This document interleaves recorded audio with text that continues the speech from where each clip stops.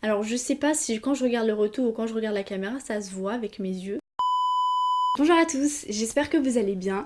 Aujourd'hui on se retrouve pour une nouvelle vidéo. Je vais vous montrer comment choisir un fond de teint qui est adapté à votre peau, à votre carnation et à vos attentes. Bien sûr, si vous n'avez toujours pas regardé mes vidéos précédentes, je vous invite à les regarder. Je vous mettrai un petit i là ou là. Comment choisir le bon fond de teint adapté à sa peau? Et ben en fait c'est pas hyper compliqué, enfin juste un petit peu, il faut juste vous concentrer, c'est en 4 étapes. Vous allez savoir comment choisir votre fond de teint adapté à votre peau et à vos attentes. Si cette vidéo vous intéresse, je vous laisse regarder la suite de la vidéo. Première étape pour choisir son fond de teint, et bien c'est identifier son type de peau. Il en existe 3, j'espère que vous les connaissez. Il y a la peau sèche, donc la peau sèche c'est une peau qui a perdu sa couche protectrice graisseuse et donc qui se déshydrate. Vous le ressentez en fait, tout simplement votre peau est tiraillée, vous vous sentez pas hyper à l'aise dans votre propre peau, donc c'est un peu bizarre. Mais franchement ceux qui ont la peau sèche vous me comprenez. Ça peut être dû au froid, au chaud, température trop excessive, au vent. Il faut bien penser à s'hydrater. Ensuite il y a la peau mixte, donc qui est comme son nom l'indique entre les deux. On les reconnaît par une forte brillance de la zone T, donc front, nez et menton. Elle est régulièrement accompagnée de boutons, de points noirs, etc. La meilleure chose en matière de soins pour ces peaux-là, c'est d'alterner entre soins pour peau sèche et pour peau grasse. Et pour finir, la plus connue, c'est les peaux grasses qui nous pourrissent nos adolescences. Elles brillent tout le temps, les pores sont dilatés, vous avez des boutons, des points noirs. Et bien sûr, peau grasse rime avec cheveux gras. Plus les pores sont dilatés, plus cela favorise la pollution et toutes les bactéries, toutes les cochonneries à rentrer dans vos pores, à vous former des points noirs et ensuite des boutons. Il faut vraiment faire beaucoup de soins pour ces peaux-là. En ce qui concerne le maquillage, malheureusement ça tient pas beaucoup, surtout si vous n'utilisez pas de base. Pourquoi avoir identifié son type de peau? Tout simplement pour pouvoir choisir le fond de teint adapté à son type de peau. Deuxième étape pour pouvoir choisir son fond de teint, c'est identifier son sous-ton. Alors là, c'est l'étape la plus compliquée entre guillemets. Il va falloir vraiment se concentrer. Il existe 4 tests pour pouvoir identifier son sous-ton. Chaque peau a son sous-ton qui lui est propre. Que vous ayez la peau la plus claire du monde à la plus foncée du monde, vous aurez un sous-ton. Il en existe 3, ton froid, ton neutre et ton chaud. Premier test les amis, c'est le test des veines. Ça c'est vraiment le test le plus connu. Si la couleur prédominante de vos veines est verte, vous avez probablement un sous-ton chaud. Si en revanche la couleur prédominante de vos veines sont bleues, violacées, on ne sait pas trop, c'est sûrement un sous-ton froid. Et si vous savez pas trop, si vous avez un peu de vert, de bleu, de tout, c'est sous-ton neutre. Deuxième test, c'est le test de la réaction de la peau au soleil. Si vous bronzez facilement, que vous avez très rarement eu de coup de soleil, voire jamais, c'est que vous avez un taux de mélanine plus élevé que les autres. Donc vous avez probablement un sous-ton chaud ou neutre. En revanche, si vous bronzez pas, que vous attrapez des coups de soleil, que vous êtes hypersensible au soleil, c'est que vous avez un sous-ton froid.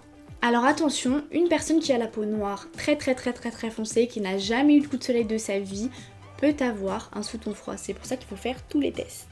Troisième test, c'est le test de l'or ou de l'argent. Si l'or vous va un petit peu mieux au teint que l'argent, c'est que vous avez sûrement un teint chaud, un sous-ton chaud, pardon. Si en revanche l'argent vous va mieux que l'or, c'est que vous avez sûrement un sous-ton froid. Et si les deux vous vont, vous aimez bien les deux, c'est que vous êtes au milieu, donc ton neutre. Quatrième et dernier test, c'est le test du pli de l'oreille. Alors là, il faut se munir d'une deuxième personne pour pouvoir regarder la zone qui est juste ici. Si la couleur du pli est plutôt jaune, jaunâtre, c'est que vous avez un sous-ton chaud.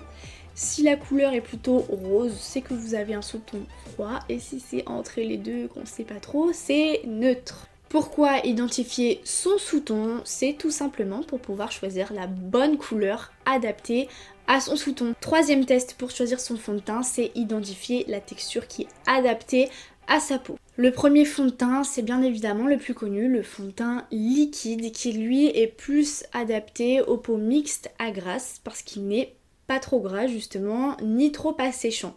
Bien sûr, ça dépend vraiment de la composition du fond de teint, donc ça c'est des tests que vous effectuerez sur vos peaux.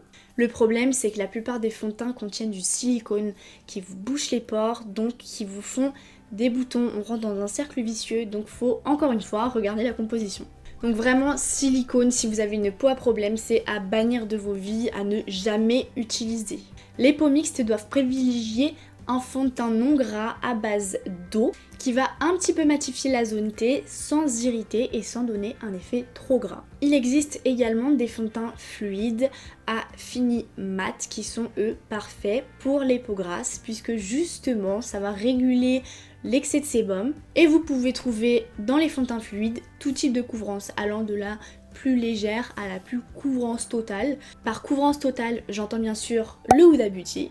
Deuxième type de fond de teint, c'est le fond de teint mousse qui lui est très bien adapté aux peaux grasses, mais pas du tout aux peaux sèches parce que ça va assécher encore plus votre peau, ça va marquer toutes vos zones de sécheresse, ça va vraiment être pas beau. Par contre, c'est une texture assez bizarre, assez différente, c'est une mousse en fait. Personnellement, je suis vraiment pas fan du tout. Pareil, certains peuvent contenir du silicone, donc bouchez vos pores, faut vraiment regarder le silicone les amis. Ça donne un aspect très peau de pêche, très poudré, ça convient pas forcément à tout le monde. Par exemple, il y a le Dream Matte Mousse de Maybelline qui est aux environs de 13 à 15 euros, je sais plus trop.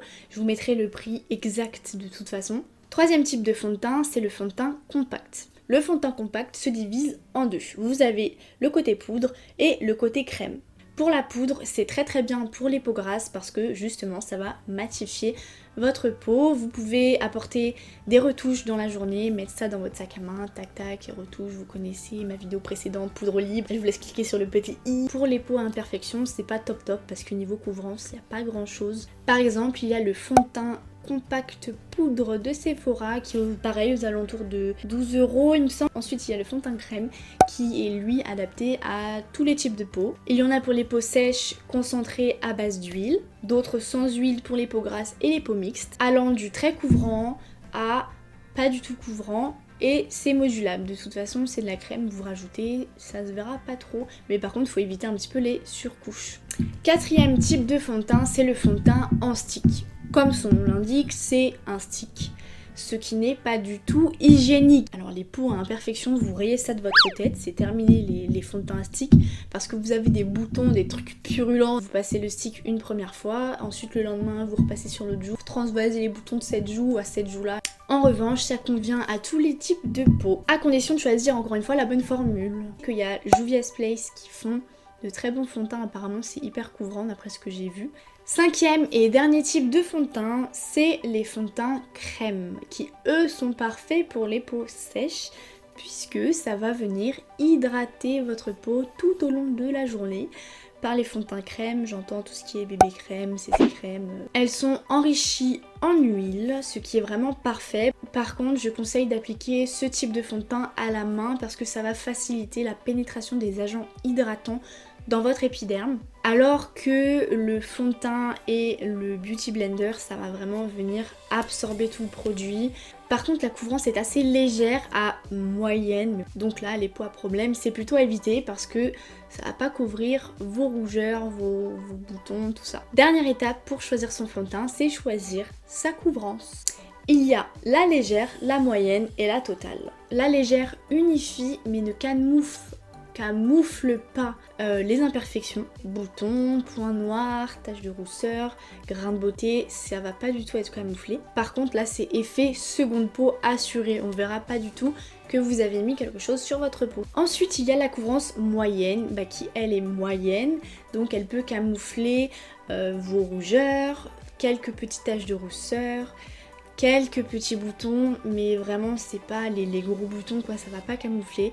Donc là ce que je vous conseille, c'est si vous aimez pas les couvrances totales, vous mettez une couvrance moyenne, donc avec un correcteur vous venez appliquer sur vos boutons et vous tapotez au doigt pour pouvoir camoufler au maximum. Pour finir, il y a la couvrance totale qui elle couvre tout. Par contre là on ne verra plus du tout votre peau. Donc celles et ceux qui n'aiment pas les fonds de teint qui ne font pas naturel, ce sera pas pour vous. Par contre, il y a des fonds de teint qui peuvent avoir un fini très très beau, comme avoir un fini horrible.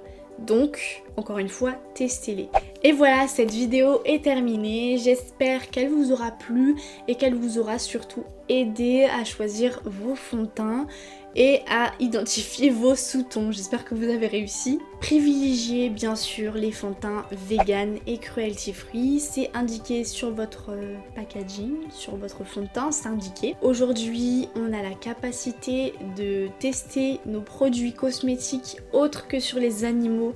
Donc vraiment évitez cette catastrophe, choisissez et foncez sur les fonds de teint cruelty free que vous utilisez. Et pourquoi ça coupe? Oh, espace insuffisant. Bon alors là, ma caméra s'est coupée, donc je vais terminer la vidéo comme ça. N'hésitez pas à me suivre sur mes réseaux sociaux, donc mon Instagram c'est smartphone. Et surtout abonnez-vous à ma chaîne. Vous cliquez sur le bouton s'abonner qui est juste en bas et vous activez la petite cloche de notification pour ne rater aucune de mes vidéos. Et on se retrouve la semaine prochaine pour une nouvelle vidéo.